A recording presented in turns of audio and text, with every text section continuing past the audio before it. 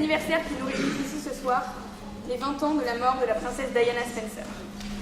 La première épouse du prince Charles se qualifiait elle-même d'esprit libre, et c'est aujourd'hui plus sa popularité et sa médiatisation que l'on retient. Elle aurait pendant de longues années dramatisé son mariage et le divorce qui l'a clôturé, et utilisé les médias afin de s'instaurer comme icône pour le peuple anglais.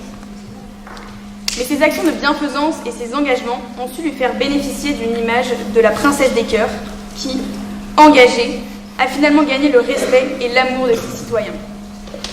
Néanmoins, il est évident que son image ne fait pas l'unanimité. Aujourd'hui fissurée par ses diverses liaisons et ses actions souvent controversées, sa détresse émotionnelle et le comportement du prince Charles, son mari, à son égard, ne font pas de poids. Face à sa dépression et à ses tentatives de suicide, on invoque une dramatisation de sa situation, presque une simulation. Et c'est finalement le tunnel du pont de l'Alma qui lui sera fatal, le 31 août 1997. 20 ans après, ce tribunal a décidé de se pencher sur sa vie et sur l'éternelle controverse qui l'accompagne. Les procès fictifs, événements traditionnels de la Fédération française de débat et d'éloquence, sont pour nous l'occasion de voir plaider nos professeurs, ainsi que des étudiants que nous côtoyons tous les jours à l'UCE. C'est aujourd'hui la deuxième fois que l'association Angéloquence organise un pareil événement, qui sera, nous l'espérons, le début d'une longue tradition. Nous avons donc à nos côtés ce soir Maître Dupré, ancien avocat et maître de conférence à l'UCO et à l'Institut catholique de Paris, dans le rôle de président du tribunal.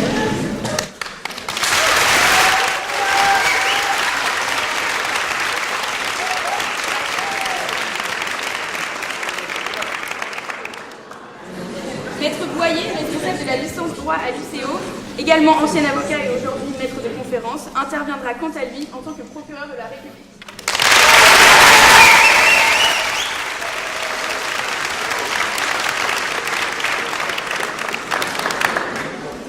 Enfin, M. Terlin, avocat collaborateur et professeur de rhétorique à la Cato, aura l'honneur de défendre la princesse Diana.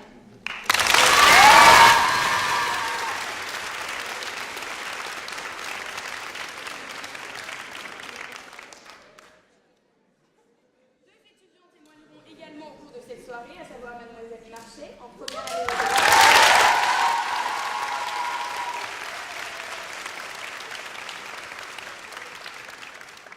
et Monsieur Bouchard en deuxième année.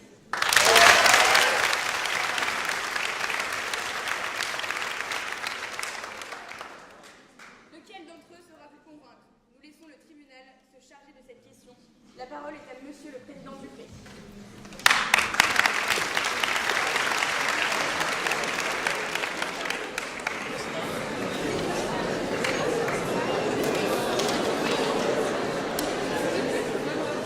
La session est ouverte, vous pouvez vous asseoir.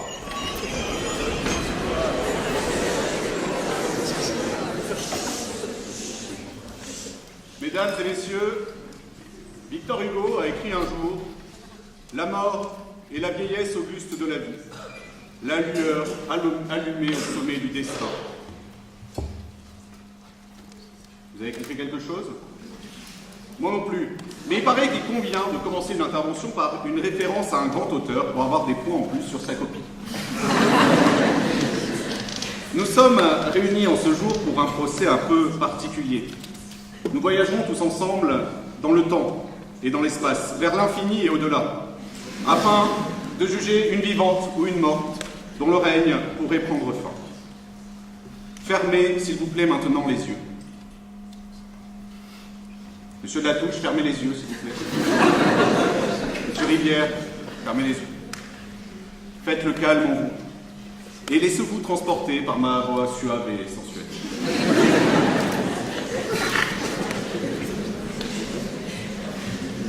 Nous sommes le 31 août 1997. Je sais, ça surprend beaucoup d'entre vous qui n'étaient pas nés. Il fait nuit, il fait chaud. Ça sent l'essence et la sueur. Ça sent le bobo et la prostituée de luxe. Nous sommes à Paris.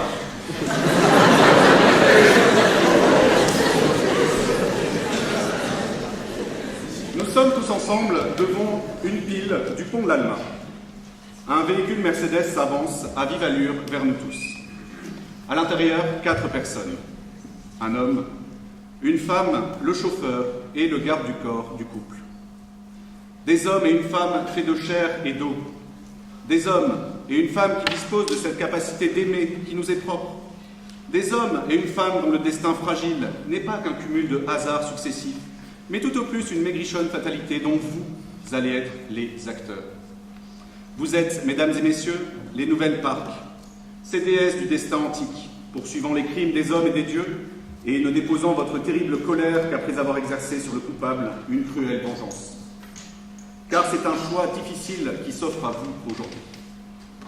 Allons-nous laisser un magnifique véhicule de la marque allemande Mercedes, doté d'un moteur 4 litres 2, d'un système d'aide au freinage d'urgence, de l'ESP de série, d'airbags latéraux, de sièges chauffants arrière inclinables, s'encastrer lamentablement dans ce pilier et finir à la casse?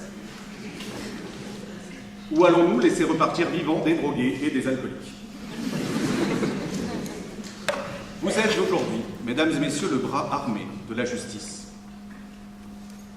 On m'indique d'ores et déjà que 2 incidents de procédure doivent être soulevés à l'encontre de la légitimité de Maître Terlin à intervenir ce jour.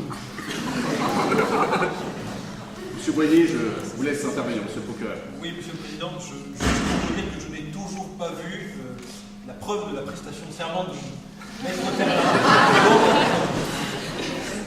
Mais nous attendons en priant ça, en cause cette légitimité.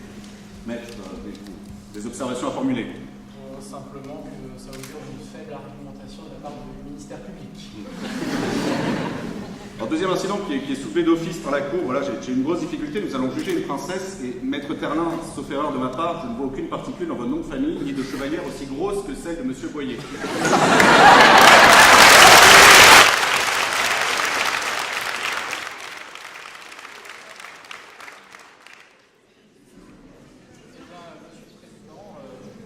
Ma mère est juste ici, donc à la limite, vous pouvez lui reprocher un mauvais mariage. Je vous remercie. Faites entrer l'accusé.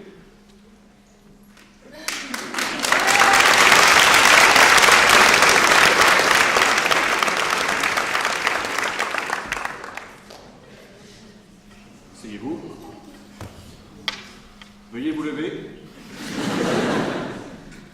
Asseyez-vous. Regardez comme une princesse se lève et s'assoit avec grâce et distinction. Levez-vous.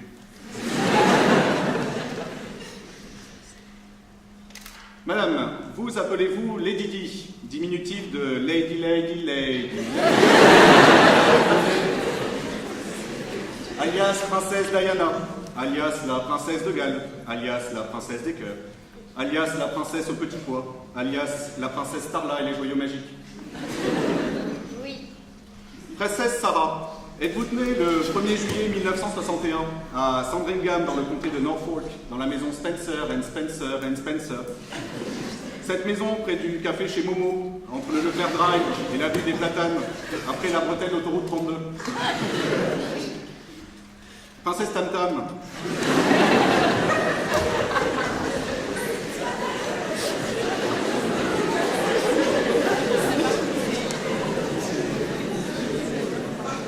Princesse Tam Tam, vivez-vous au Ritz, hébergée à titre gracieux par le susnommé Dodi, alias Dodi la Saumure. Amateur de pétrole et de belles femmes. Oui. Princesse Leia, pardon. Exercez-vous actuellement l'activité de princesse vengeresse au sein des tabloïds anglais, consistant à faire en sorte que la monarchie britannique vacille de son trône, pendant que vous prenez des cuites de Magnum de Bluff Clicquot, tout en souhaitant que la vieille peau et son impuissant de fils, selon les propos rapportés par les témoins du dossier, crèvent et aillent pourrir en enfer. Oui. Je vais maintenant rappeler l'objet des poursuites. Princesse Mononoke, vous comparaissez devant nous aujourd'hui sur réquisition du procureur Boyer pour les faits suivants. Pour avoir, entre le 29 juillet 1981, date de votre soi-disant mariage avec Charles, prince de Galles, qui vous a fait pousser des bois de serre sur la tête tellement vous étiez cocu, et le jour de votre divorce, usurpé titre et fonction de princesse, délit pour lequel vous encourez la déchéance du droit au baiser du prince charmant, vous permettant de revenir à la vie après l'accident. Pour avoir, la nuit du 31 août 1997, consommé en l'accompagnant de jelly à la menthe et de bœuf bouilli, et en refusant le caviar aux truffes et le foie gras mi-cuit. Plusieurs Jéroboam de champagne cru private, cuvée 1915 à 200 000 francs la bouteille. Infraction pour laquelle vous encourez de manger pour l'éternité et privé de toutes vos dents du cuir surpiqué d'appui-tête Mercedes. Ne vous plaignez pas, ce n'est pas l'appui-tête synthétique de la Clio, de la Twingo, pardon, de Monsieur Boyer.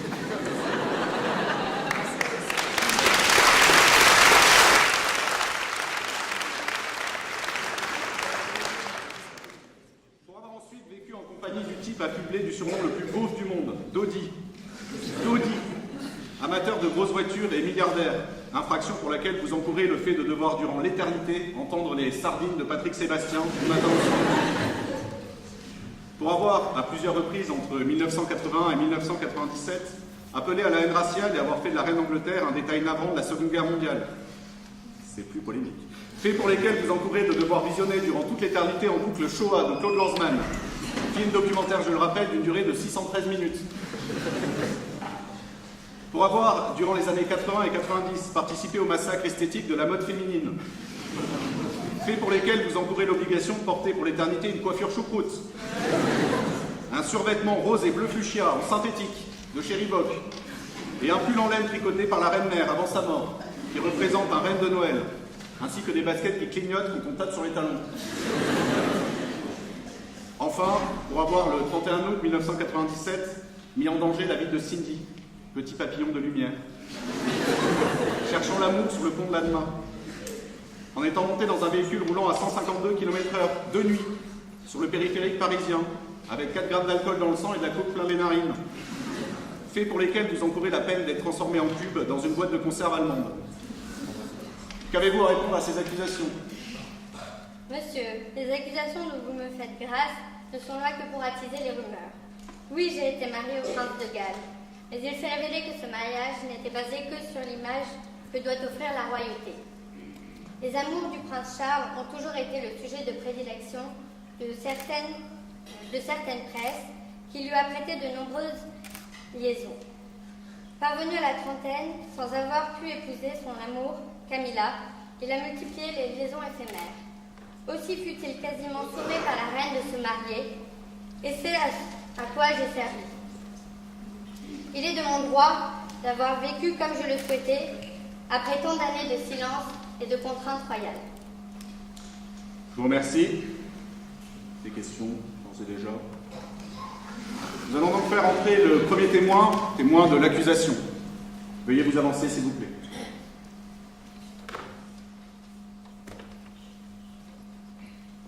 Bonsoir à tous, mesdames, messieurs. Et on n'est pas au cirque ici. Pardon.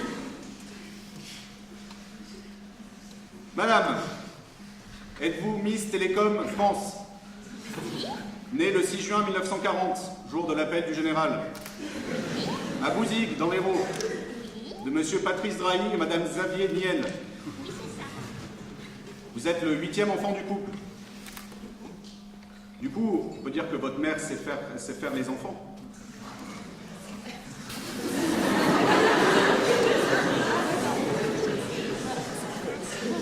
C'est pas fini. Merci, monsieur Datton. Depuis que vous avez compris qu'il valait mieux être free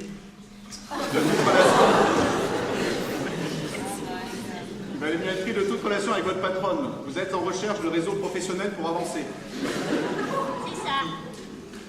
Jurez-vous de dire toute la vérité, rien que la vérité, étant précisé que vous bénéficiez d'un forfait de parole de 40 gigaoctets dans le cadre de cette présentation.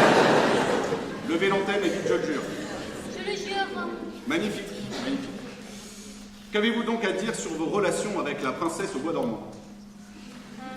Je suis rentrée au service de Mademoiselle Spencer en 1981 en tant que chargée de communication. Quand elle est devenue princesse, franchement, c'est un trop beau métier d'arrière princesse. Moi, j'ai déjà le carrosse.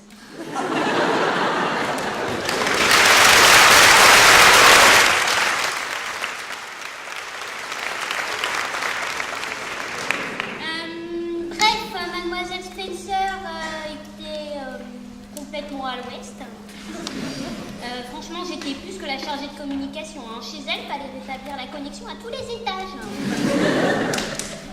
Au début, ça a été. Le travail était plutôt facile. Mais alors, elle se plaignait tout le temps de la vie à la cour. Elle râlait, mais franchement, mais quelle chochotte. Elle voulait jamais que je la prenne en photo, que ça soit dans le palais, ou pas dans le palais, dans le jardin, ou pas dans le jardin. Non mais franchement, elle savait pas ce qu'elle voulait. Le seul truc où elle était d'accord, c'était acheter des fringues. Et franchement, niveau goût, c'était à revoir. Enfin. Et puis, je pense qu'il y avait vraiment un problème avec Charles. Parce que notre petit Charles, une furie comme ça, comme il pousse toute la journée au quotidien, mais il devait lui péter un câble. Vous savez, je ne crois pas qu'il y ait de bonnes... Mais en ce qui le concerne, il avait besoin d'un soutien. Un soutien mental, surtout. Donc j'étais chargée d'expliquer à la presse ce que faisait Lady Diana dans la journée. C'est-à-dire pas grand-chose. Mais il fallait pas trop que je déborde dans mes propos, parce que sinon la queen, elle allait me couper la tête. Je l'ai entendu dire ça plusieurs fois à des servantes. On leur coupe la tête. Je faisais très attention. Et puis par contre, Lady Diana, fallait l'accompagner partout. Hein. Non mais quelle idée de faire de l'humanitaire, hein. Sauvons nos amis les phoques. Oui, c'était compliqué. Pareil, hein, jamais de photo. Hein. Moi, qu'est-ce que je fais sinon hein. Bon, et puis après, ça s'est pas trop arrangé. J'ai senti qu'il y avait de l'eau dans le gaz.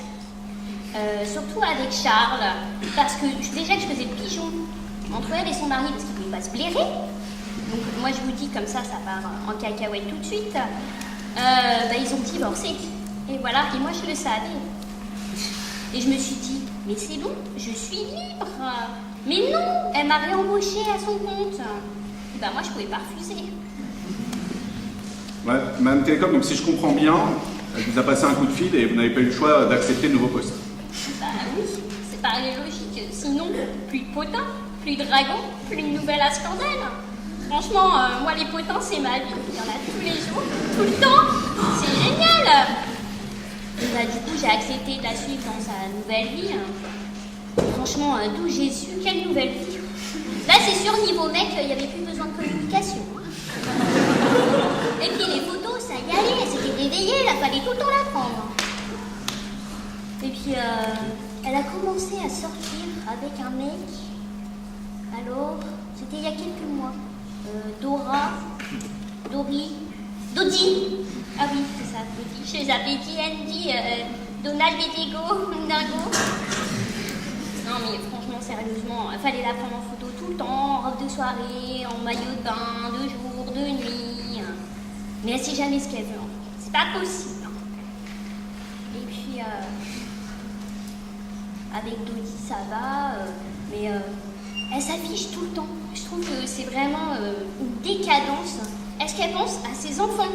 Parce que, bon, Miss Télécom, elle a capté, hein. Tout ça, c'est pour énerver petit Charles, hein. Mais ses enfants, petit Willy et petit Harry. Mais sauvez Willy, hein. Et puis Harry, franchement, parce que celle dont on ne doit pas prononcer le nom, elle fait des grosses bêtises, et je trouve que c'est irrespectueux. Merci Madame Télécom. Donc si je résume bien votre pensée, vous souhaitez que votre ancienne patronne ne finisse pas très 4G. Mais plutôt contre un poteau téléphonique. C'est surtout ça. Je peux le comprendre.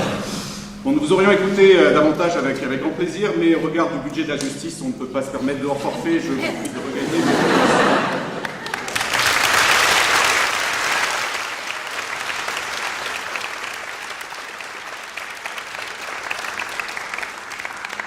J'appelle à la barre le témoin de la défense.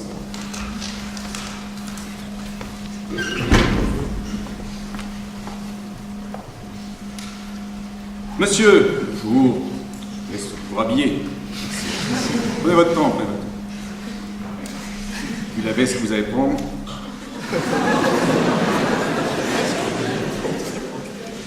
Monsieur, vous prénommez-vous Henri, Charles, Albert, pas de bol.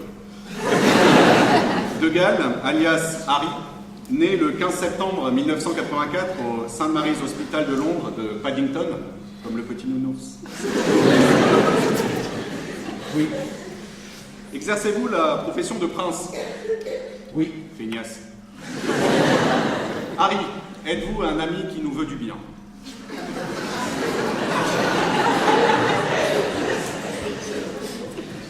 Oui.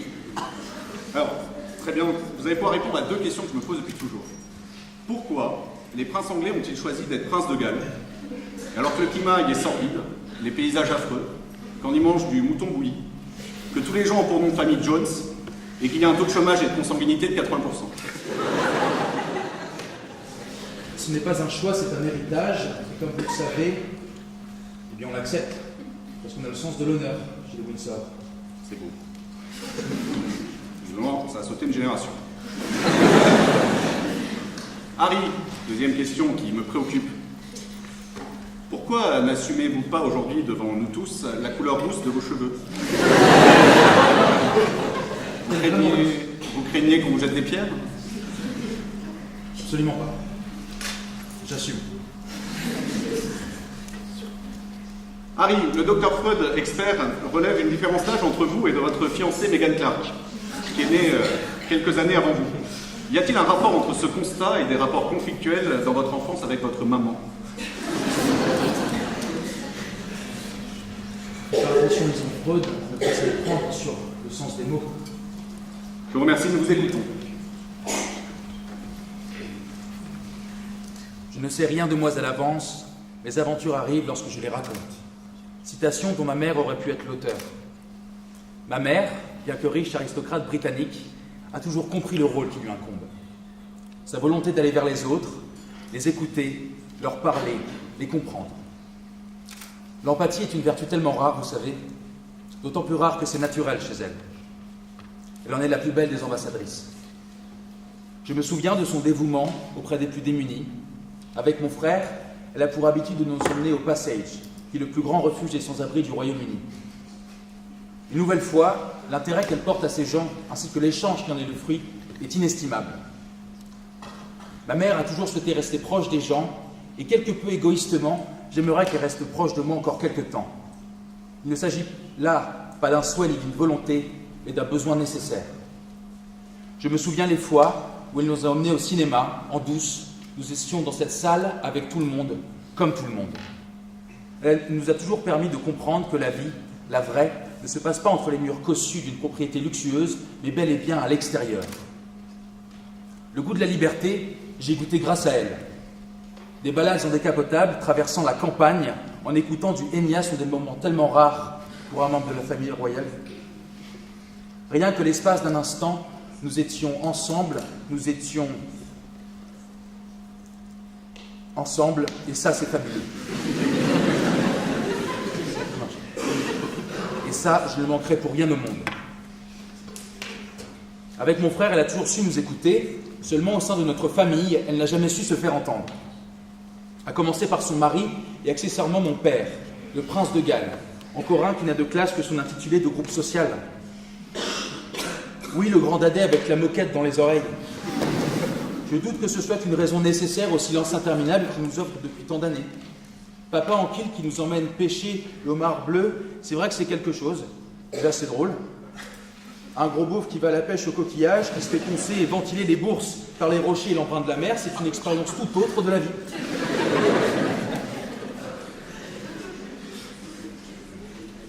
Il s'adonnait parfois à la lecture de manière à ce qu'on puisse dormir afin d'accomplir son rôle de père. Il nous lisait une sorte d'histoire revue par ses soins. Oui, oui, ne dis pas toujours non, non. Ce qui, avec un peu de recul, explique les nombreux cauchemars qui me hantent encore aujourd'hui. Sa délicatesse, sa subtilité, sa hauteur de vue, ainsi que son éducation prestigieuse, qui le conduisent à dire à ma mère, je cite, « Derrière chaque femme se cache une princesse, et derrière chaque princesse, hélas, une connasse. »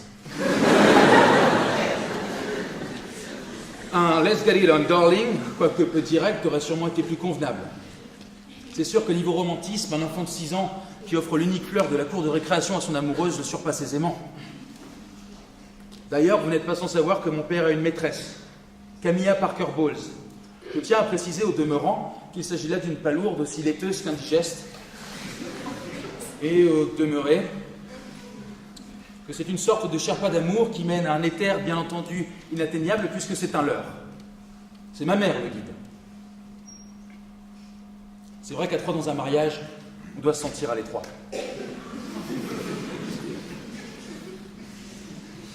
Qu'en est-il de ma grand-mère, the Queen of England, Elisabeth II? C'est une senior désormais.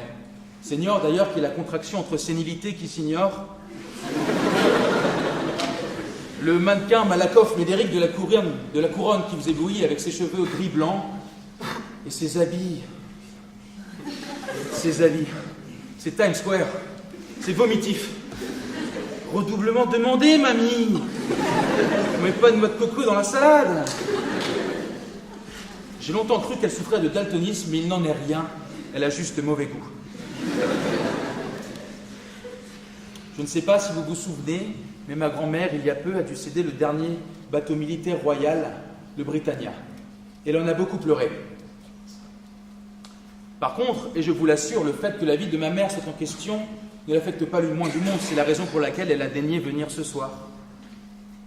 Elle qui a 1000 chiens, qui sont après tout des humains comme les autres, à qui elle voue un amour inconditionnel, un amour plus fidèle qu'à la mère de ses enfants, qu'à la mère de ses petits-enfants, qu'à la femme de son fils chéri, la femme qu'elle a pourtant choisie.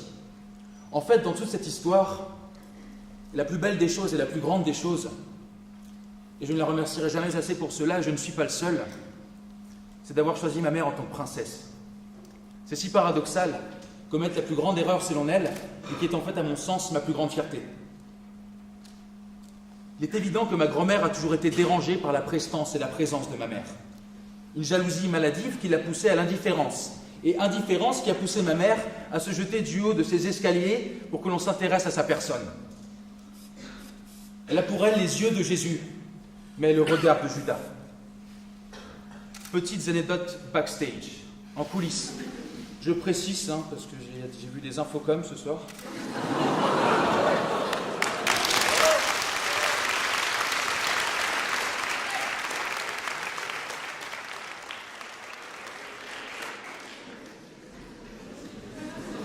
Ma grand-mère refuse de boire du thé car cela lui rappelle la perte trop douloureuse de ses colonies.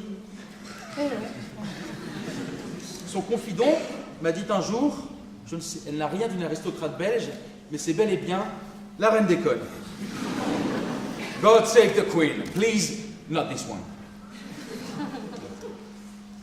Si un jour je venais à manquer de ma mère, je me retrouverais privé de son amour. Cela est si compliqué à envisager. C'est le seul, unique repère de ma jeune vie auquel je peux me fier. Je pourrais être amené à me livrer à des facéties qui ne sont pas dignes d'un membre de la famille royale. En tant qu'enfant terrible de la famille, je vous le concède, je serais susceptible de me livrer à des bagarres de rue, ce qui nuirait au plus haut point à l'image de notre famille. Je pourrais également décider de fumer des joints en public pour faire en sorte d'oublier l'espace d'un instant le poids du monde que je porte sur mes épaules. Je pourrais être amené à porter un uniforme nazi et devenir le premier nabo royaliste que le monde ait connu. Nabo, encore une contraction, ce qui veut dire nazi bohème. C'est comme un bobo, mais avec des idées. Dans un souci de découverte, je pourrais me rendre à Las Vegas et me baigner dans les nombreuses fontaines que l'on trouve là-bas. Toujours à Las Vegas, je pourrais me rendre dans l'un des nombreux bars de striptease que l'on peut y trouver et enfin assouvir mon envie inextinguible de découverte de nouveaux continents. Je vous prie de m'excuser pour cette litanie malencontreuse, mais il s'agit là d'actes d'un homme sans repère, d'un enfant sans sa mère. Et je me devais d'évoquer. À tous ceux qui pensent un instant et de manière infondée que ma mère éprouve une profonde inimitié pour la couronne, cela est totalement faux. Elle a toujours tout fait pour elle. Sans ma mère, j'aurais été un homme d'idées. Seulement aujourd'hui, grâce à elle, grâce à toi, maman, je suis un homme de conviction. Grâce à cela, j'aimerais plus tard me mettre au service de mon pays, comme ma mère le fait encore aujourd'hui, en intégrant l'armée. De la même manière qu'elle, je nourris l'envie profonde d'être au contact et de les comprendre. J'ai conscience de ces soldats qui reviennent blessés et traumatisés. Je pense vouloir continuer l'œuvre de ma mère et aider ces soldats en créant une sorte de Jeux olympiques, de manière à ce qu'ils puissent reprendre confiance en eux, participer au rayonnement de la couronne, comme ma mère le fait et comme je le ferai. Le plus étonnant chez ma mère, c'est la paix et l'amour qui la caractérise. Elle qualifie l'acharnement médiatique dont nous sommes victimes de légitime violence. De légitime violence. C'est à croire que les flashs des appareils photo l'ont rendu aveugle. L'exemplarité contemporaine de ma mère est une chance inespérée pour la couronne. Le chemin qui nous conduit vers les autres est très long, mais c'est aussi le plus court chemin qui mène vers soi-même. Et cela, elle l'a tout à fait compris, en témoignent ses actions. Quoi de plus valeureux que de prendre le temps de s'intéresser aux autres? Elle a toujours su que vivre dans une tour d'ivoire et y exercer une diplomatie plus que formelle n'est plus au goût du jour.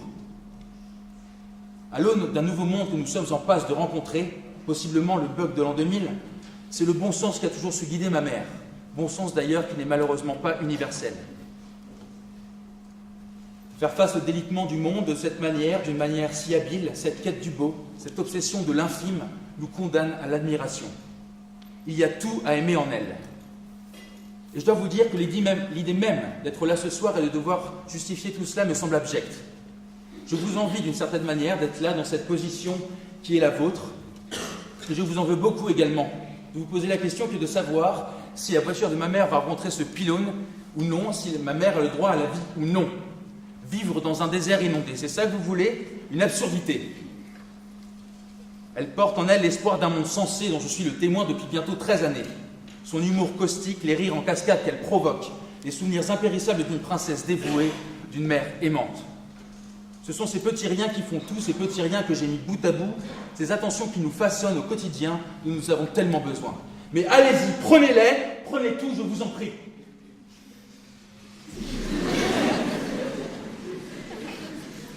Un amour inconditionnel du prochain, c'est cela qu'on te reproche ce soir. En fait, je pense que tu devrais t'excuser. J'ai tant besoin d'elle en tant que mère, nous avons tant besoin d'elle en tant que princesse. Elle nous réunit, nous réjouit et nous submerge par sa beauté. Mais encore une fois, prenez-la, enlevez-la, prenez tout.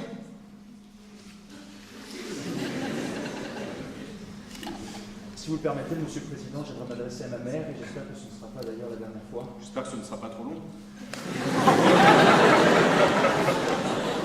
Le temps d'apprécier les bonnes choses. Encore une fois, tu nous réunis et je tenais à dire que je t'aime éperdument. À travers tes actions, tu nous as permis de comprendre ce qu'est le sublime et ce soir, je tente tant bien que mal de l'effleurer du bout des doigts. Si tu venais à partir et je me dois de faire preuve d'honnêteté, ce soir, comme toi tu le fais depuis toujours, je serais contraint de me trouver dans le plus grand des désarrois.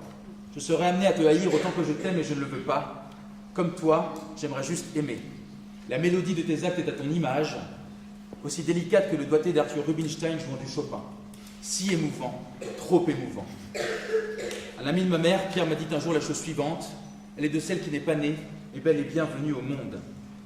D'autres tendent à dire que tu es belle comme la femme d'un autre. Lady Diana, ma mère, est et restera la princesse de mon cœur.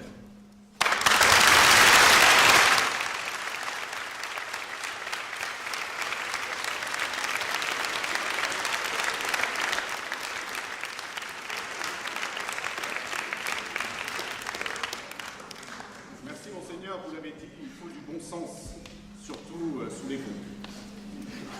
Des infirmiers viendront vous chercher à la sortie, puisque manifestement, tonton Freud n'est peut-être pas si inutile que ça, au regard du discours que vous avez prononcé. Nous allons maintenant passer aux plaidoiries. J'appelle monsieur le procureur Royer, qui voit encore haut, comme d'habitude. Hello. Ou pas.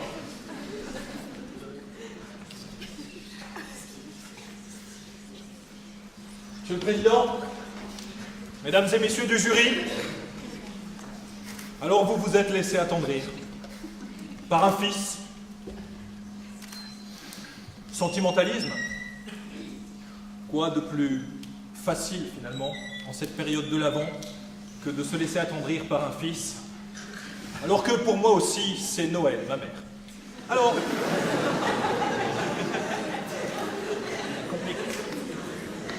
vous avez été tiré au sort, je crois, pour un procès, mais pas le procès auquel vous vous attendez. Non, parce que ce n'est pas ici le procès de Lady Di. Ce n'est pas le simple procès d'une tête couronnée dont on aurait aimé qu'elle tombe avant, non qu'elle s'entête dans un tête-à-queue final. Non, ce n'est pas le procès de Madame Di, puisque c'est le procès de toute l'Angleterre. Et comme on sait que l'accusé est adepte des petits accessoires, moi aussi, j'ai apporté le mien.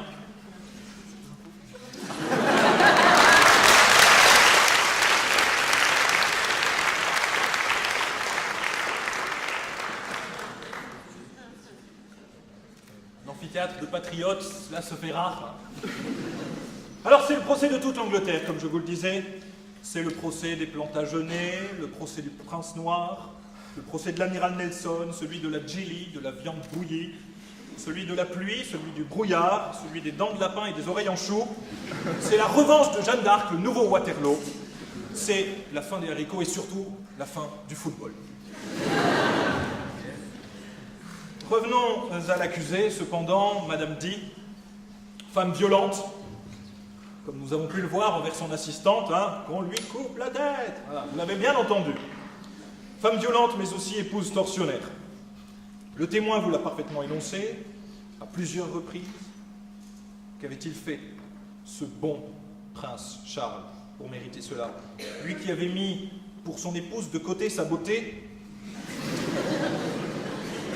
lui qui était courtisé par tout le royaume, qui lui avait fallu ce fameux surnom de la Tour de Londres. Femme violente, donc, épouse tortionnaire, c'est une accusée sans gloire et surtout sans avenir qui se présente devant nous. Et s'il n'y avait que cela, mais comme nous allons le voir, comme je vais vous le dévoiler, il y a une face cachée, le revers sombre de la médaille de Lady Di. Parce que vous n'êtes pas ici pour juger un petit délinquant, un hooligan de Camelot, un simple criminel de pacotille. Non, vous êtes ici pour juger la pire créature que ce monde ait eu l'occasion d'enfanter. Car sous des airs prudes, mièvres en tout cas, eh bien se cache un monstre. Le diable est trompeur, séducteur, vous l'avez en face de vous. Alors mesdames et messieurs de l'auditoire, jurés, public chéri, votez pour moi. Préparez-vous à une authentique révélation. Après Paris Match, le poids des mots, le choc des photos, Paris Crash, le poids des morts, le choc des poteaux.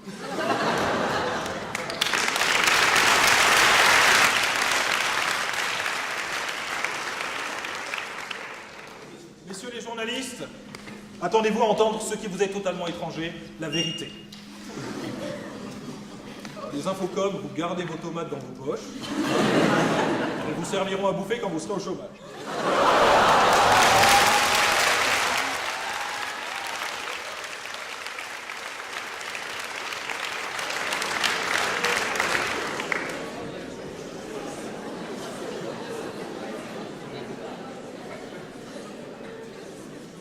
Toi, Monsieur le Président, j'ai jamais vu ça.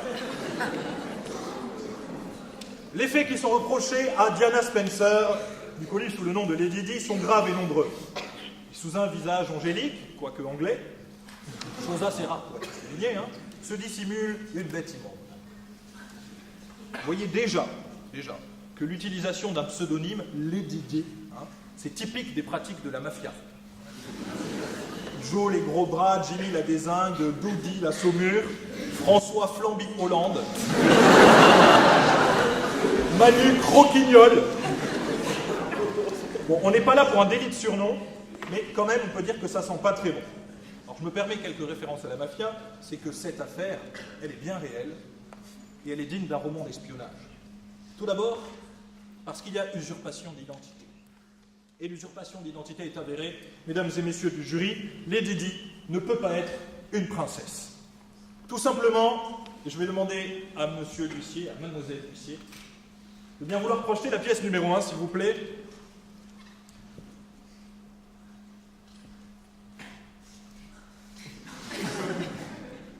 Une princesse ne croise pas ses jambes. Première preuve.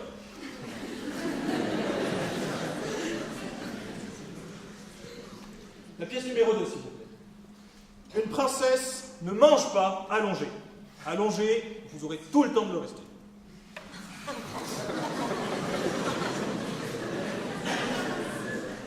Une princesse met ses mains sur la table. Ouais. Profitez-en tant que vous avez des mains.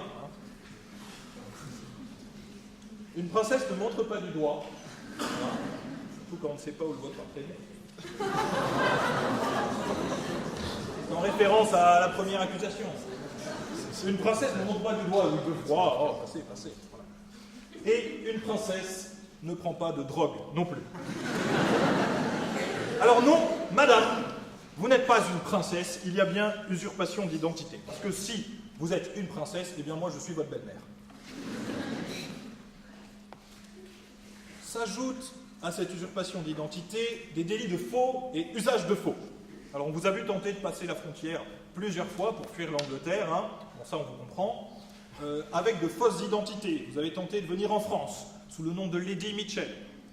Vous avez tenté de passer en Bretagne sous le nom de Lady de Nantes. Peu que Nantes soit en Bretagne, c'est une autre affaire. En Chine sous le nom de Lady Fiante. En Israël, sous le nom de Lady Sion, voire même de Lady Commandement. Alors, Monsieur le Président, les faits sont bien caractérisés. Autre infraction, et que dire de celle-là? La prostitution. Oui, une blonde platine, bling bling, qui roule dans une Mercedes avec un prince arabe plein aux as, à Paris. Hein? Ah, vous appelez ça comment, si c'est pas de la prostitution? Salope. Ah. Oui, madame, vous pouvez vous targuer d'avoir exercé le plus vieux métier du monde. Sauf si on considère que, avant d'être prostitué, il faut vendre son corps. Alors dans ce cas-là, il vaut mieux être commerçant. Pour être commerçant, il faut quand même qu'il y ait une société politique qui existe, donc il faut que ça soit plutôt politique. Quoique, comme les politiques sont un peu des petites putes.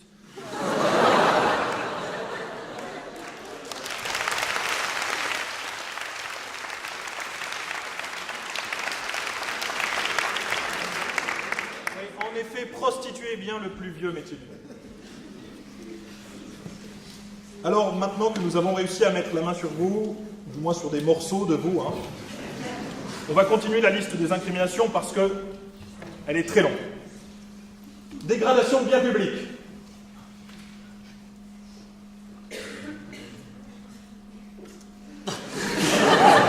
Non, alors ça c'est une erreur de pièce, c'est une affaire de pédophilie.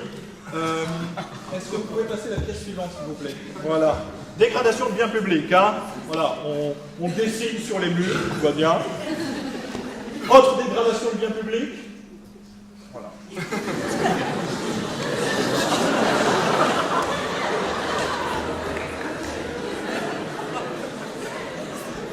Dégradation d'un poteau sous le pont de l'Alma, et pourtant vous savez bien que l'Alma tient alors que l'Albator. Autre infraction, outrage aux bonnes mœurs et surtout outrage au bon goût. C'est récurrent depuis le début de cette affaire, vous en conviendrez. Alors, je sais que le jury retiendra l'irresponsabilité sur ce point compte tenu du fait que vous êtes anglaise. Mais, quand même, il faut le souligner. Hein. Inspirer Elton John, c'est déjà du lourd. Mais alors, s'habiller de la sorte, ça, c'est pas mal. Acte de cruauté envers les animaux sur la pièce numéro 12. Hein. Oui, une dinde coiffée d'une autruche, ça n'a jamais fait un bel oiseau. Voire même, cuisiner à l'anglaise, vous n'appréciez même pas. C'est honteux. Alors on a aussi une conduite en état d'ivresse, avec mise en danger de la vie d'autrui. On vient à Paris pour s'éclater, c'est ça? On veut faire partie de la night, rendre hommage au Pink Floyd et être another brick in the wall.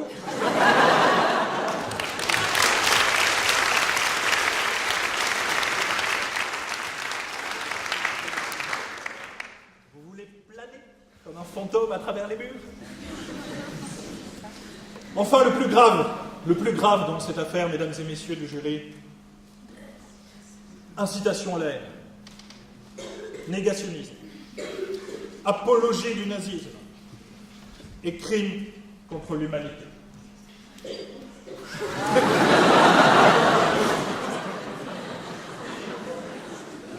C'est une preuve flagrante de la culpabilité de l'accusé. Et comment Comment ces deux-là ne pouvaient pas engendrer une bête autre que celle-là? Ah, regardez, un roux!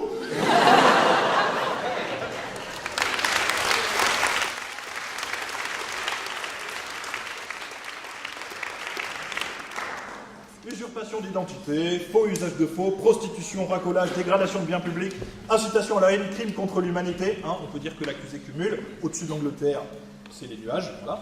Donc, je sollicite donc, Monsieur le Président, Mesdames et Messieurs les jurés, la peine de mort par écrasement et compactage.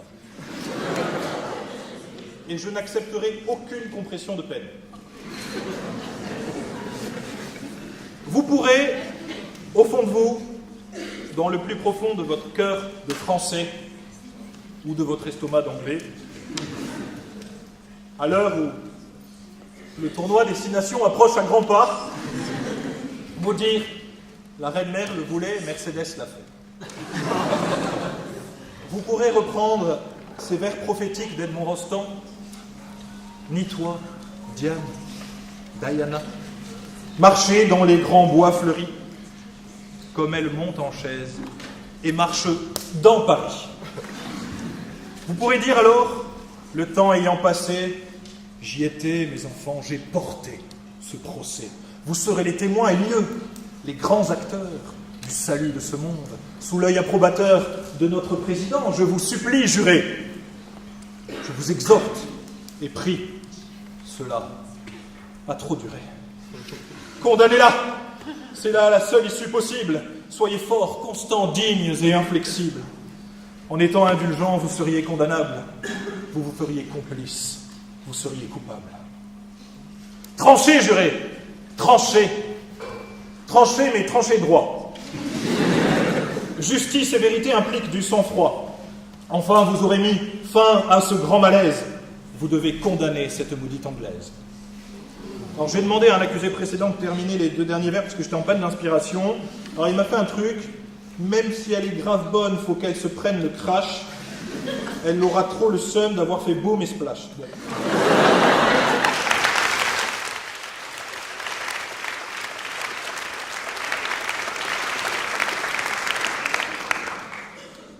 L'ayant condamné, vous pourrez repartir, l'âme en paix, la conscience droite, fier d'avoir participé à la défense de la société et à celle du bien commun. Faites votre devoir. Tuez-la, qu'on en finisse et que Lady Di devienne Lady Di.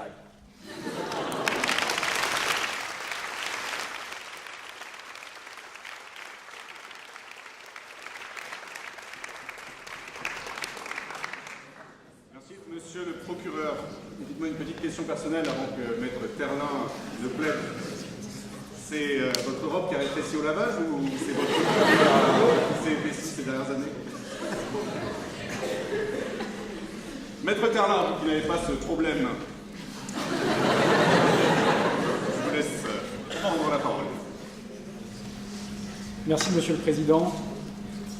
Mesdames et Messieurs, alors je tiens tout d'abord à commencer en remerciant l'association Angéloquence pour cette présentation élogieuse. Et je tiens également à remercier Monsieur le Président qui a soulevé un point sur lequel je souhaitais revenir, car en effet, je ne suis pas avocat. Je prêterai serment que dans 10 jours, et ce soir, d'avocat, je n'ai que la robe. Mais, quelque part, au vu des poursuites contre ma cliente, je me dis qu'un procureur de merde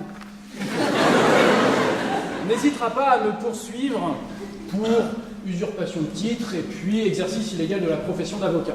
Mais quelque part, je vais vous dire, je m'en fiche. Car finalement, ne pas être avocat ce soir m'arrange.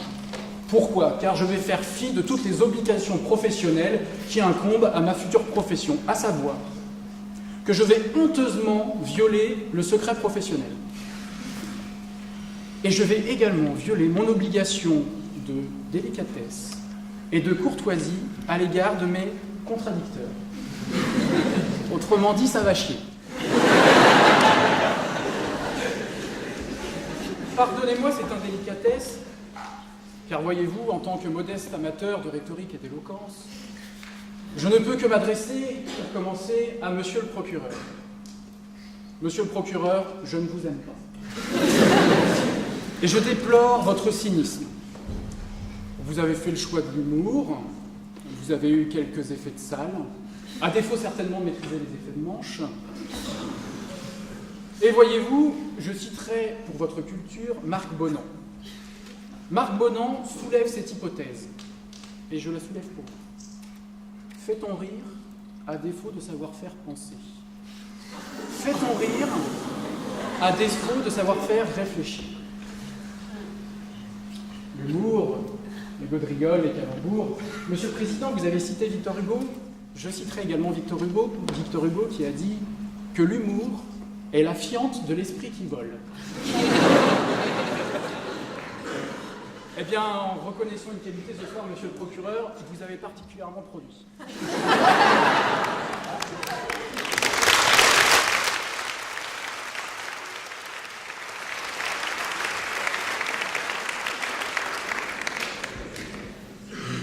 15-0.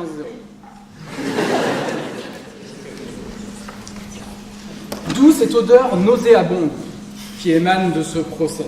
Cette odeur qui me dérange et qui devrait vous déranger et qui, j'imagine, dérange les magnifiques narines de monsieur le Président. Ne croyez pas, monsieur le Président, que je vous flattasse. Je ne pourrais me rabaisser à une telle facilité et ainsi offenser votre génie. J'ai tellement confiance en la justice de mon pays qui, ce soir, il faut bien le dire, a un magnifique ambassadeur. Permettez-moi cependant de vous dire que, sans détour, si votre porte-mine se rapporte à votre hermine, vous êtes le phénix des hôtes de cette cour. Vous frôlez l'outrage à magistrat, maître. Je me remets. Mais je digresse, je divague et j'en oublie presque ma mission première, qui est celle de la défense d'une femme. Mais comme je l'ai déjà dit une fois à mes étudiants, vous savez, la digression c'est comme l'adultère, le plus dur c'est de rentrer à la maison. Mesdames et messieurs, ou devrais-je dire ladies and gentlemen, c'est pour moi un honneur de me tenir ici devant vous. Je parle d'honneur car mes étudiants m'ont confié la défense de Lady Diana Spencer, témoignant, j'imagine, une certaine forme de reconnaissance, un mois avant les examens du premier semestre. Et ayant, chers étudiants, été les témoins de mon parcours, et comme vous savez que je vais embrasser prochainement la profession d'avocat, j'imagine que vous êtes dit, il va commencer, il faut bien l'aider, un petit coup de pouce, allez, une cliente célèbre. Alors afin de vous remercier, j'ai longuement hésité, et je me suis dit au début que j'allais vous attribuer à tous, sans même lire vos copies, une note de 18 sur 20 pour les examens. Je me suis ravisé, ne voulant pas finalement offenser tous les efforts que vous allez fournir pendant les vacances de Noël. C'est pourquoi, en guise de cadeau, je me suis dit que j'allais violer le secret professionnel. Ne me remerciez pas. Je vais violer le secret professionnel en vous racontant mon premier contact avec Lady Diana Spencer. Désigné par mon bâtonnier dans le cadre d'une permanence pénale, je fus informé que ma cliente allait prendre contact avec moi. Assis dans mon bureau, j'entends encore la sonnerie de mon téléphone et la voix de mon interlocutrice. Good morning, oui c'était le matin. Good morning, maître. Lady Diana Spencer, princesse de Galles et comtesse de Chester, duchesse de Cornouailles, duchesse de Rothesay, comtesse de Carrick, baronne de Renfrew, dame des îles et princesse d'Écosse à l'appareil, mais vous pouvez m'appeler Diana. Je me suis dit, merde. Pensant à un canular, je répondis, bien sûr, et moi je suis la reine d'Angleterre. Mon interlocutrice réagit immédiatement. Veuillez m'excuser, belle maman, j'ai dû faire une erreur en tapotant sur mon téléphone. Je vous prie de m'excuser. Je me dis à ce moment-là que le délire allait assez loin quand même. Et étant désigné dans le cadre d'une permanence pénale, je me dis c'est tout cuit. Au pire, je plaide la folie. Et mon interlocutrice continue. Et elle me dit, d'ailleurs, belle maman, maintenant que je vous ai au téléphone, je voulais vous dire que je vous ai vu à la télé récemment, et je vous ai senti un petit peu crispé. Vous qui d'habitude avez l'air enjoué et qui respirez le bonheur. permettez-moi cette question, et j'espère que vous ne le prendrez pas mal, mais souffrez-vous toujours de vos crises hémorroïdaires? Visualisant le royal séant en souffrance, je me dis qu'une personne qui s'y inquiétait de la croupe de sa belle-mère ne pouvait, à mon sens, raisonnablement jouer la comédie. Face à l'embarras de la situation, je fus dans l'obligation d'excuser ma bêtise et de réaliser que ma première cliente en tant qu'avocat était une princesse. Et pas des moindres, la princesse, the princess. Celle qui a changé à jamais le visage de la monarchie britannique, celle qui a réuni 1/6 de la population mondiale à son mariage. Je demande la note du traiteur. Celle qui dansa avec le tigre de la fièvre du samedi soir. Je pense bien entendu à John Travolta. Celle qui incarne l'élégance et qui fait chavirer les cœurs. Mon épouse est dans la salle, je suis désolé. Celle que nous aimons appeler en France Lady Di. Passé la joie de défendre une célébrité, il s'en est suivi une certaine appréhension de ma part, que je m'empressais de confier à ma cliente. Votre Altesse royale, une question me taraude. Pourquoi avez-vous choisi un avocat français? Et pourquoi moi? Maître, j'adore la langue française. Et j'ai particulièrement aimé celle de Valérie. À cette réponse, un sentiment de fierté nationale m'envahit. Je sentais en moi le coq français résonner. Je sentais la Marseillaise. Je me dis oui, nos institutions prenaient à bras le corps la notion de service public. Et une princesse esselée avait trouvé du réconfort auprès du chef de l'État. Vive la République, vive la France! Pensant lui rappeler peut-être un moment heureux de sa vie, je lui dis « Et oui, Valérie Giscard d'Estaing, what else ?» Un certain silence au bout du fil, pour ne pas dire un malaise. Valérie, what? Valérie Giscard d'Estaing, celui qui a écrit Le Princesse et le Président, enfin... Maître, vous n'allez pas vous y mettre, vous aussi. Ce ne sont ici que des ragots. Enfin, faites votre travail d'avocat, vous n'êtes pas procureur. Je vous parle de Paul Valéry. Oui. Poète et philosophe qui a dit « Ce qui a été cru partout, par tous et pour toujours, a toutes les chances d'être faux. » Tentant de reprendre le fil de la discussion, je lui dis « Mais, Votre Altesse Royale, qu'est-ce qui est faux, voyons ?» Mais enfin, toute cette affaire, je suis poursuivi par un pourfendeur des têtes couronnées, un Fouquier-Tinville des temps modernes, un Robespierre du 4-9, qui souhaite me faire passer pour une usurpatrice, une personne intéressée par le pouvoir, une ambitieuse, la Marie-Antoinette du Norfolk. Cet homme demande à ce que je sois condamné à me manger un pylône sous le pont de l'Alma à Paris. Afin de la rassurer, je me dis qu'il fallait démontrer à la fois ma crédibilité à assurer sa défense, mais aussi toute ma compréhension. En toute simplicité, je lui dis « Oui, princesse, vous allez repartir libre. Et non, vous n'allez pas mourir. » Je décidai alors de faire appel à la langue de Shakespeare, en citant celui qui avait démontré en France un degré de maîtrise flirtant la perfection. Oserais-je dire son nom? Jean-Pierre Raffarin. Win the yes, needs the no to win against the no. Un nouveau silence, mais cette fois-ci, je me dis que j'avais fait mouche. Diana me posa cependant une dernière question. Dans quelle salle du palais de justice sommes-nous convoqués? Il me semble que c'est dans la salle Mary Stuart. Pourquoi? Ouais, d'accord, il faut faire un peu d'histoire.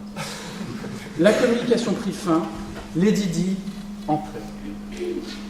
Mesdames et messieurs, ladies and gentlemen, je fais appel à votre humanité.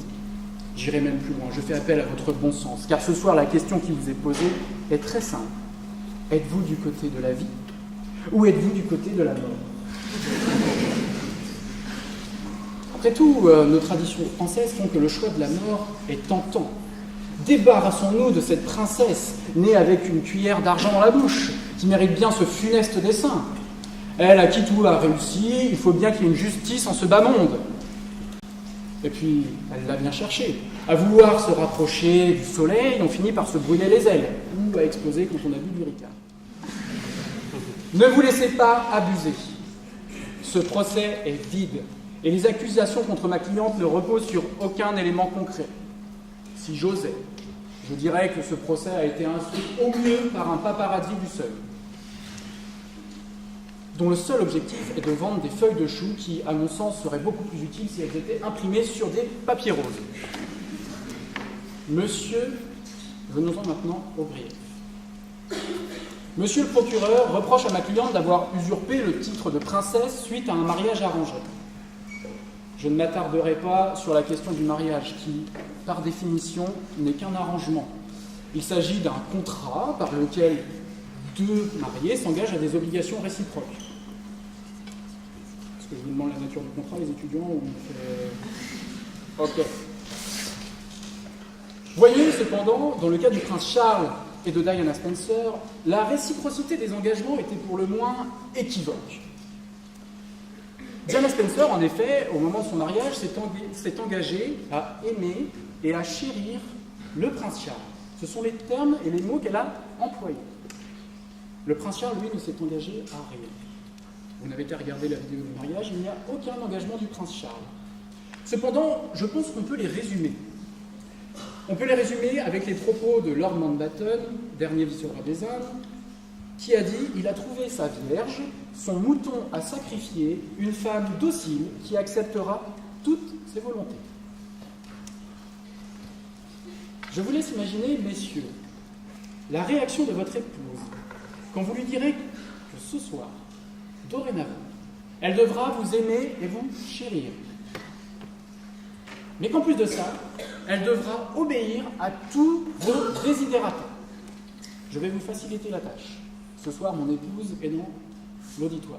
Ma chérie,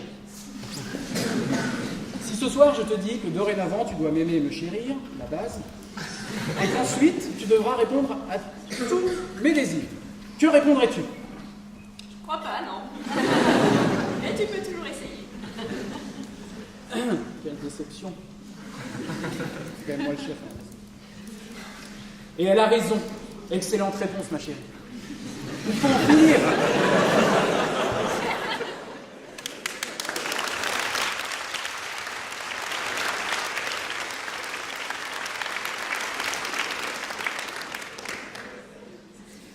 Il faut en finir avec la vision édulcorée de la princesse qui est véhiculée par les Walt Disney depuis qu'on est tout petit. Non, la femme en se mariant ne s'engage pas à s'occuper de 7 marmots, tout en faisant la vaisselle et le ménage en chantant avec des animaux. Non, la femme en se mariant ne s'engage pas à se taire et à dormir jusqu'à ce que son mari décide de la réveiller avec un baiser du matin. Qui, je suis désolé ma chérie, par expérience, c'est pas les meilleurs.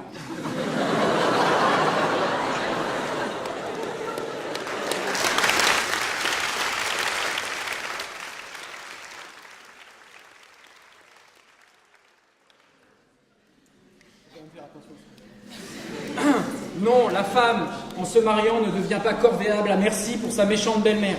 Ne le prenez pas pour vous. Et ses affreuses belles sœurs, elles sont pas là. Trouvant le réconfort auprès de souris, et je ne comprends pas pourquoi toutes les souris de Walt Disney n'arrêtent pas de chanter avec la seule permission de minuit. Non, aujourd'hui, nos épouses sont libres. Et lorsque l'ambiance est glaciale à la maison, elles quittent le domicile, ferment la porte, vont vers la montagne et chantent « Libérés, délivrés ».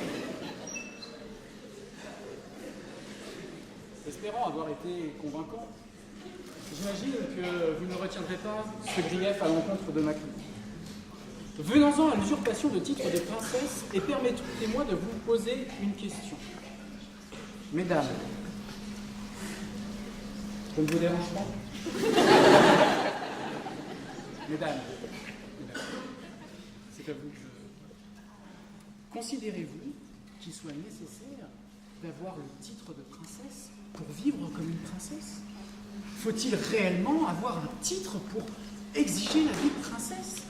Mais enfin, depuis votre plus jeune âge, ne rêvez-vous pas d'être une princesse? à travers le regard de votre papa, puis par la suite à travers le regard de votre époux. Monsieur le procureur voit dans cette salle qu'une seule princesse. Pour ma part, je vois autant de princesses qu'il y a de femmes dans cette salle.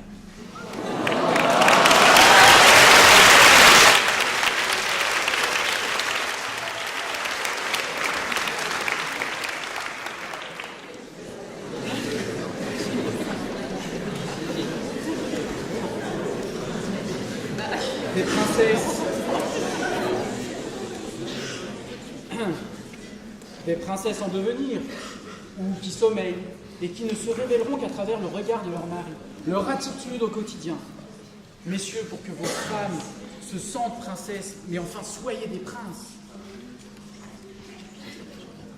Diana Spencer n'aura pas eu cette chance.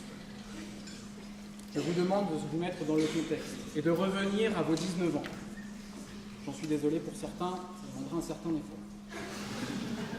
À 19 ans, vous avez lu l'intégrale de Jane Austen, 6 fois, et vous vous sentez Elizabeth Bennet, et vous cherchez votre Mr. Darcy, celui qui fera de vous la femme la plus heureuse du monde et la princesse de son cœur. Et là, vous êtes Diana Spencer et vous avez une chance inouïe, car celui qui se présente à vous a le titre de prince de Galles. Vous êtes dans un rêve. En plus d'une vie de princesse, vous allez en avoir le titre. Mais à 19 ans, est-ce que c'est cela véritablement qui compte? Et vous ne voyez que cet homme, ce prince aux grandes oreilles, qui vous rassure quelque part, car vous vous dites, il sera à l'écoute.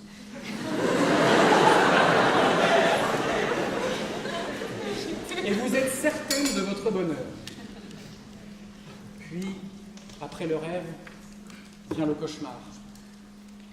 Alors interrogé le jour de leur fiançailles sur la question de savoir s'il aimait Diana Spencer, le prince Charles déclara « L'amour est une notion multiple, c'est une notion polymorphe. Tout dépend de ce que l'on met derrière. Une récompense claire et non équivoque, vous en conviendrez. » Lors de leur voyage de noces, un journaliste interroge le prince Charles « Êtes-vous heureux ?» Le prince Charles répond « Vous savez, le bonheur, ça vient petit à petit. »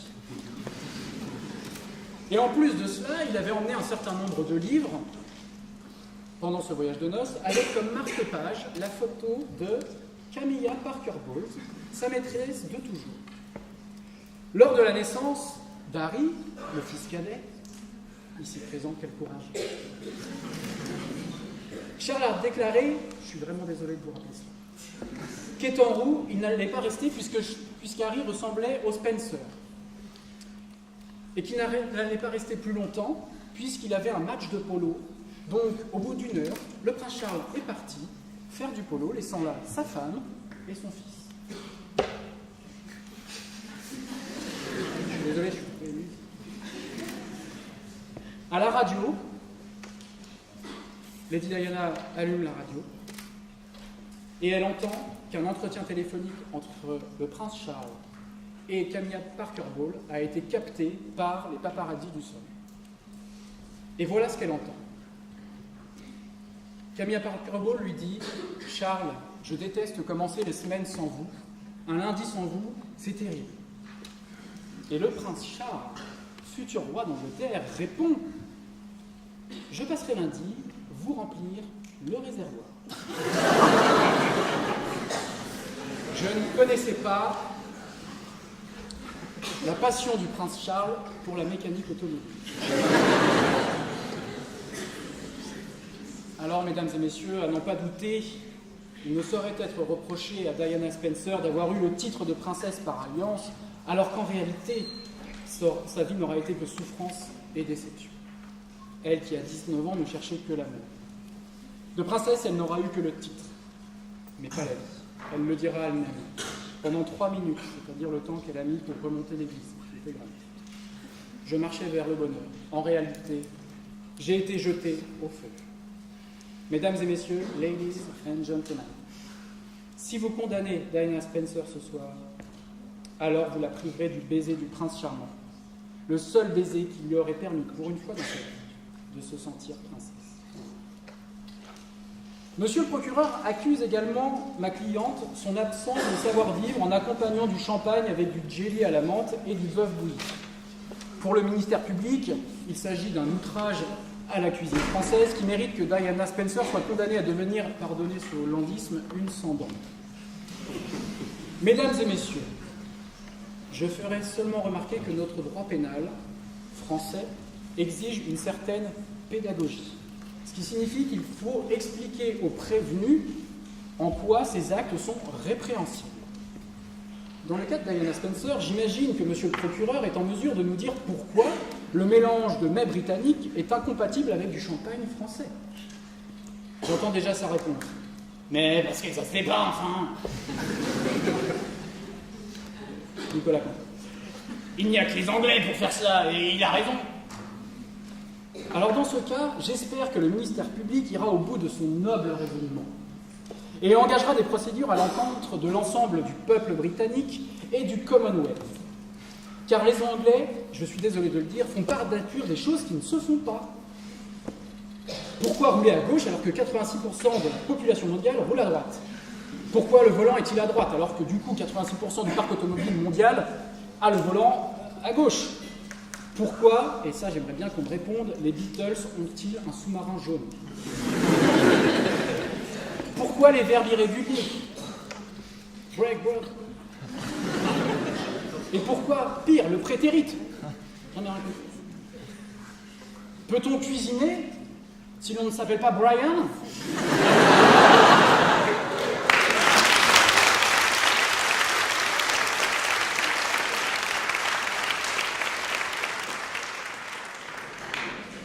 De la même façon, un peuple qui est réputé pour son puritanisme, comment se fait-il qu'ils aient d'un côté du Sussex? Pourquoi le... On coupera au montage.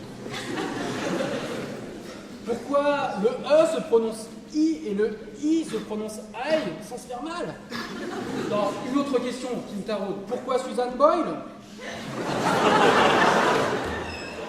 Et enfin, quelque chose qui hante mes nuits depuis près de 20 ans. N'y avait-il pas un petit peu de place sur cette planche pour Jack?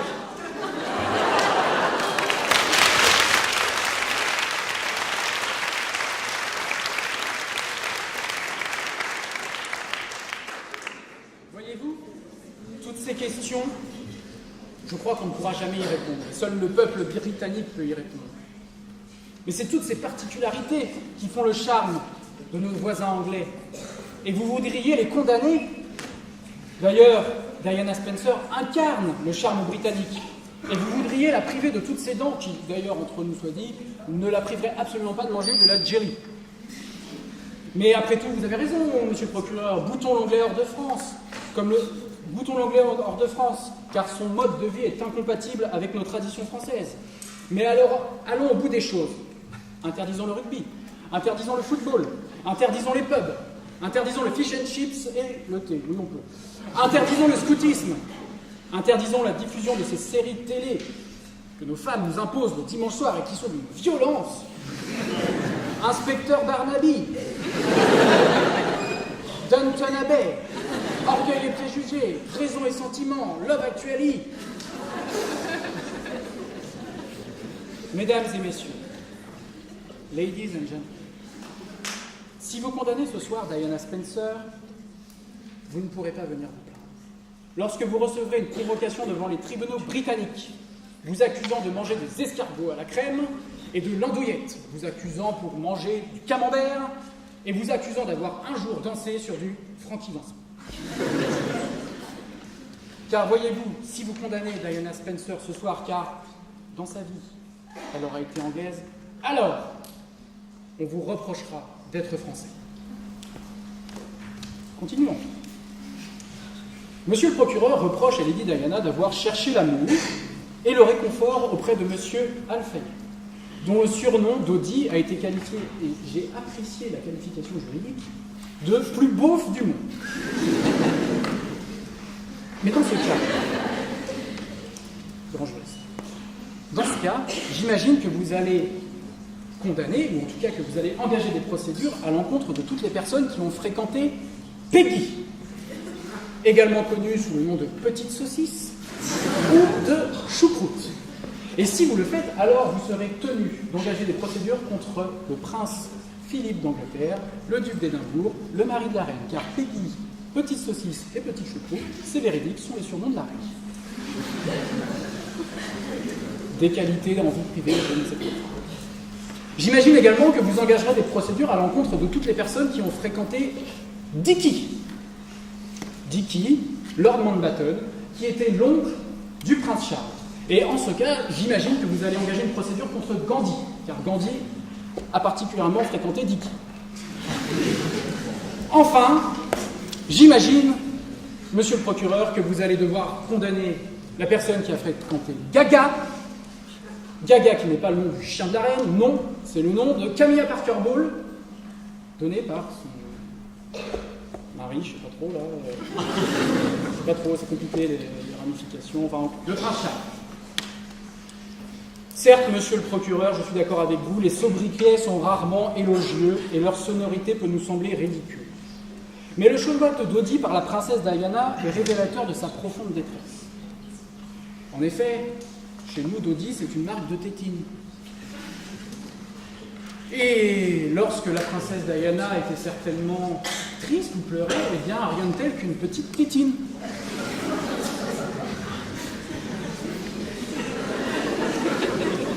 Okay. Mais voyez-vous, nous ne sommes pas obligés de nous arrêter comme vous à la simple sonorité du surnom Dodi. Non, mais peut-être que vous n'aviez pas le temps. Faisons un travail beaucoup plus approfondi. Car Dodi vient du grec doron. Attention, sortez les papiers. Ça vient du grec doron, qui signifie don de Dieu. Et Dodi, de son vrai nom, Emad el-Din Mohamed Abdel Monaim al-Fayed,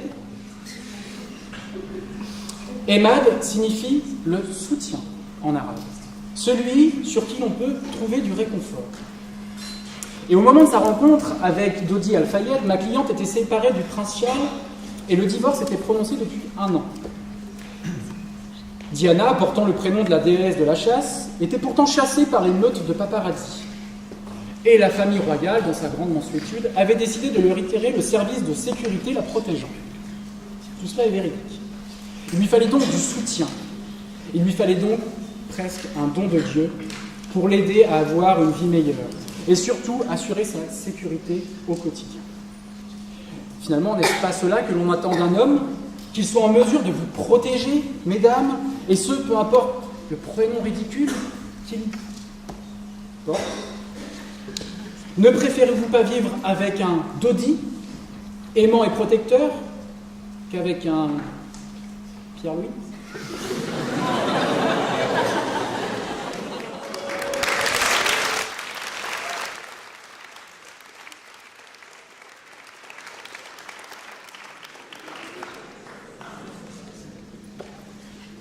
N'ayant jamais connu le grand amour auprès de Charles, surnommé Charlie, peut-on sincèrement reprocher à Diana de l'avoir trouvé auprès d'un autre homme au seul motif qu'il porte un nom ridicule ?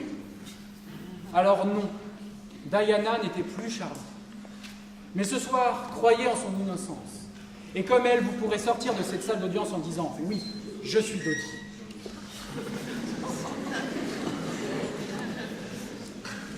Je ne ferai pas le jeu du ministère public en développant les dernières accusations visant ma cliente, puisque je crois au triomphe de la vérité.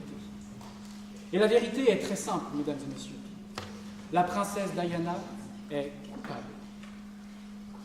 Coupable d'avoir pensé qu'elle pourrait avoir une vie heureuse avec un prince et héritier de la couronne d'Angleterre. Coupable d'avoir aimé ses enfants et d'avoir tenté de leur offrir une vie normale. Coupable d'avoir dépoussiéré l'image d'une monarchie britannique engluée dans les traditions et le protocole.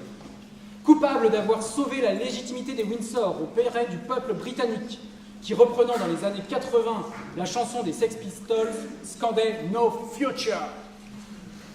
Coupable d'avoir noué avec le peuple britannique une relation de proximité, proximité qui fera d'elle la princesse du peuple. Coupable d'avoir usé de sa notoriété pour défendre de nobles causes à travers le monde. Coupable d'avoir fait rêver des générations de jeunes femmes s'arrachant les robes et les tenues, et singeant également les coupes de cheveux. coupable d'avoir fait rêver des générations de jeunes hommes, qui à bien des égards se pose toujours cette question. Le prince Charles souffrait-il de presbytie précoce avec tout le respect que je dois porter à la princesse Camilla? Enfin, coupable d'avoir tenté de trouver l'amour. Alors oui, si pour l'ensemble de ces faits une femme doit mourir, alors condamnez Diana Spencer à la mort. Mais je vous mets en garde. Si vous choisissez la mort, point de retour en arrière. Et il n'y aura plus d'excuses. Vous ne pourrez plus franciser l'anglais. Et pour le reste de votre vie, vous saurez que le i en anglais se prononce I. Car si aujourd'hui, tu m'as volé ma fin, si Lady dit, demain Lady die.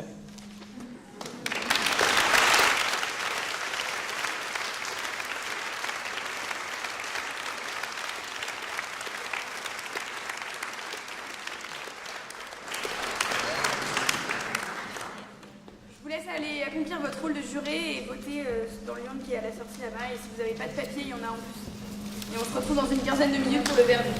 Merci. Et après les comptes des voix, Maître Fermin, vous divorcerez de toute façon à la sortie, puisque vous avez étudié pendant cette procédure. Monsieur Boyer, ne soyez pas déçu si vous perdez, n'allez pas tout casser encore une fois. Donc ça coûte cher. Après les comptes des voix, donc, Lady Di, levez-vous. La Cour, après vote du jury, vous déclare à une majorité de 2 tiers contre 1 tiers, non coupable